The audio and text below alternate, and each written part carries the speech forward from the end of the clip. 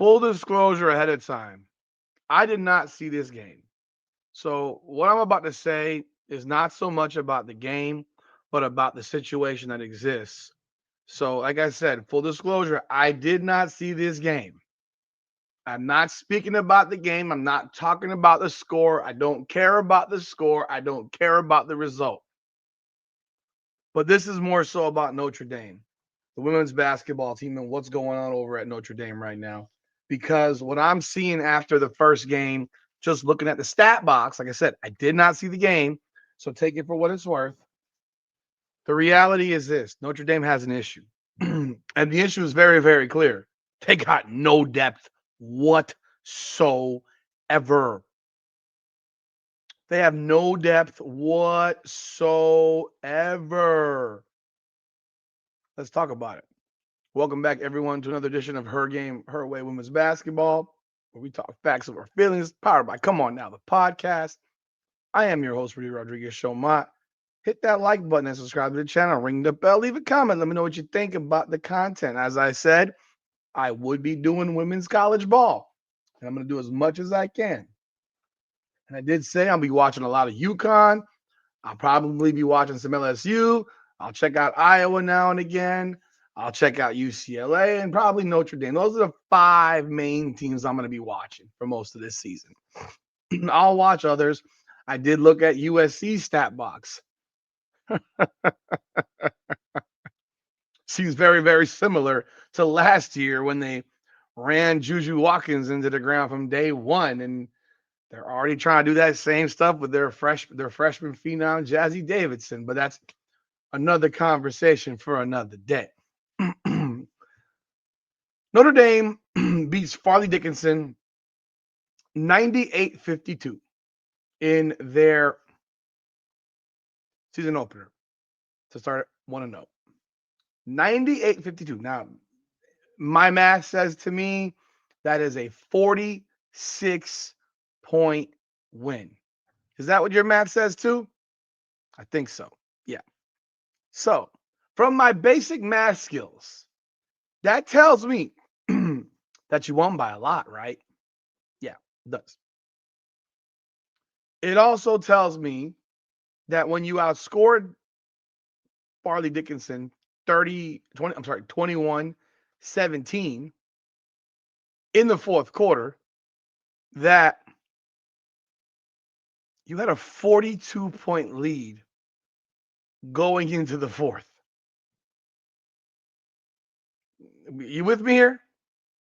The mathematics, they jiving? All right. So, in a 46-point win, with a 42-point lead going into the third quarter, going into the fourth quarter, and a lead at halftime of 30, one might think that in this particular game, they might play a lot of players. They might get their younger or lesser level players on the floor at some point. You might think that. I mean, it seems like a possibility. Well, that wasn't the case in this game. That was not the case. All 5 of their starters played at least 33 minutes of this game. All 5.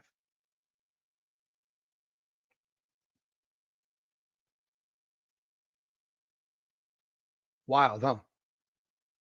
Wild.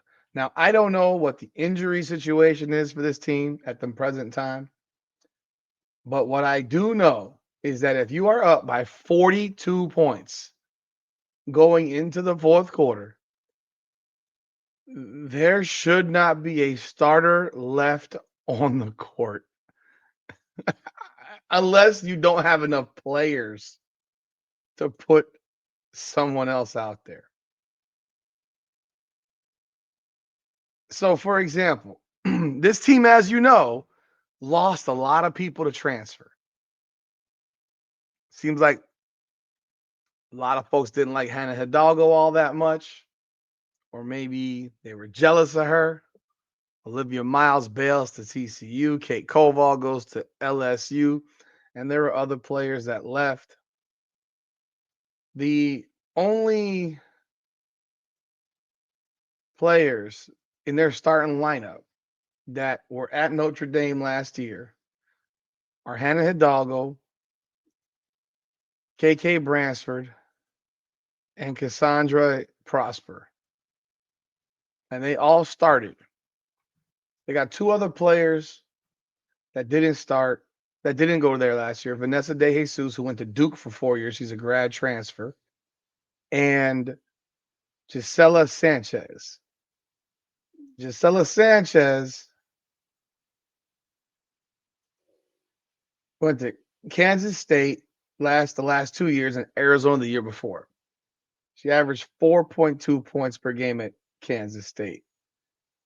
You know you're really grasping at straws when you bring over a 4-point per game score, but she's 6'4", and you're lacking size, so you got to do what you got to do to make it work. And you're starting a player that went to Duke for 4 years that averaged 3 points per game. I mean, as a senior, it's pretty rough, right? Now, I'm just going through the roster right now just to take a look. You got Bella Tarani. She returned from last year's team. Apparently, she's coming off of the bench. She played 2 minutes. 6'3" senior. She played 8 games last year. I'm presuming she was probably a walk-on. Presuming. You shouldn't make assumptions, but I'm doing that right now. Jordan Smith came off the bench, played 4 minutes. She's a senior who has literally no stats at all. Ever. How is that possible? Holy crap. That's crazy. So I presume she's a walk-on because she has no stats on ESPN at all. And by the way, this game was actually tonight, or well, it's now November 6th in the morning. So this was on November 5th. And then you got, getting back to the roster here. Sorry for the delay, but Lucy Jensen, who's a sophomore, she was at Notre Dame also last year. She played 10 games, averaged 0.3 points per game. Again, I'm going to presume she's a walk-on also, because there's no way in the world that you're sitting here telling me that this player is, sorry, don't buy it. Because I remember they lost all their scholarship players. They only kept like 3 scholarship players. And then Kelly Radigan, she had 6 points per game last year. She was at Loyola of Maryland. I believe that's the school, Loyola, Maryland. So she's actually from South Bend, as funny as it sounds, and played 3 years at Loyola, Maryland. She averaged 6 points per game last year, playing 3 games. But the year before, she had 8.4. She's a 5'8" junior guard.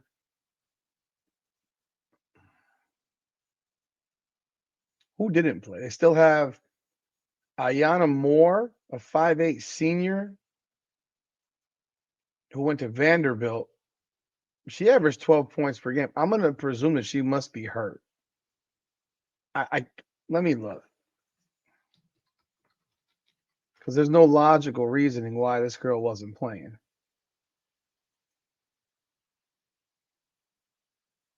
Maybe it doesn't say.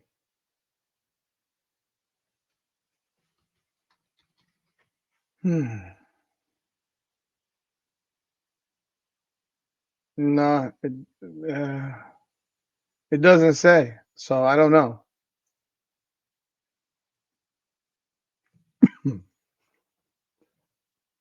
Leah Macy, 6'2" freshman.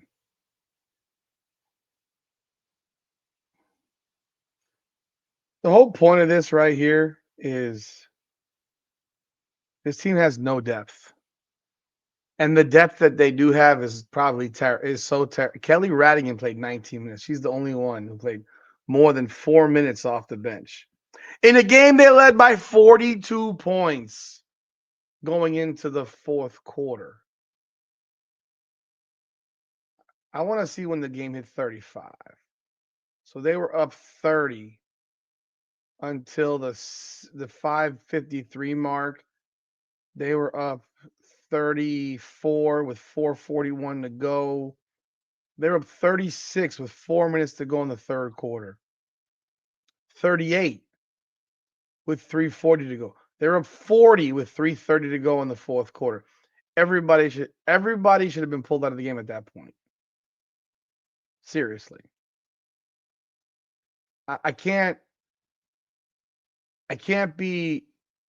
have integrity if I'm going to sit here and say that having Hannah Hidalgo play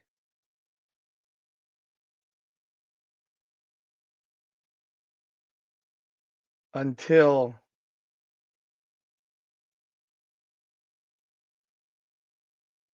this is ridiculous. Good Lord. Having Hannah Hidalgo play into the 4:50 mark of the fourth quarter makes any kind of sense. It makes no sense. It's ridiculous. So they have no depth, clear as day, and they're gonna go as far as their starting lineup can get them. And I don't know what that means. In this game, Hannah Hidalgo had 27. Vanessa De Jesus, the girl who averaged 3 points per game at Duke, averaged 22. KK Bransford had 13, Prosper had 15, and Gisela Sanchez had 14. They had 91 of the 98 points for the team. I'm gonna be real. I don't see Notre Dame as a threat. I mean, unless Hannah Hidalgo can carry them on her back and average 30 a game, I don't see this team being much of a threat this season. They have so little depth that if you get Hannah Hidalgo into any kind of foul trouble, they're dead. They're done. It's crazy how this program got gutted and it's never really come out as to why. You can only assume. But man, oh man, they're having some problems. The fact that you got players playing 33 and Hidalgo played 33 minutes. Gisela Sanchez and Vanessa De Jesus played 36 minutes in this game. Prosper played 34, Hidalgo and Bransford played 33. And you only played 4 people off the bench in a 46-point game. I can only presume that they had nobody else. That's the only. I guess Ayana Moore will be someone that should provide some level of depth. But I can only presume that they did not have anyone available tonight or last night. That they only played 4 players off the bench. But I'll say at the same time, every player that played in the fourth quarter should have played 10 minutes. Tarani, Smith, Jensen should have all played the entire fourth quarter. And if you needed to play one starter, it probably shouldn't have been Hannah Hidalgo. Do not put that girl in risk of injury playing these Ducks on your schedule. Do not risk this girl's health against Chicago State, Akron, Central Michigan, Morehead State, James Madison, Bellarmine Mine, whatever that is, when you still have to play Michigan, USC, and Ole Miss in your non-conference schedule. It doesn't make sense. But hey, man, y'all let me know y'all thoughts in the comments when you hear something like this. Like, I'm critical of stuff like this. I've done it before. I've been like this before, and I held the coach to a Gottlieb, and she's doing it again with Jazzy Davis, and I held her to us like I think she's the only reason that Juju Watkins got hurt. I really believe that. I think she's responsible for it. But if they're gonna do it at Notre Dame, I'm gonna call them out for it too, man. If you're up 40 points, your star can't be on the floor in the fourth quarter. Makes no sense. You leave your thoughts in the comments. Hit that like button and subscribe to the channel. Ring that bell. This is Her Game, Her Way Women's Basketball. All right, come on now, the podcast. Come on now.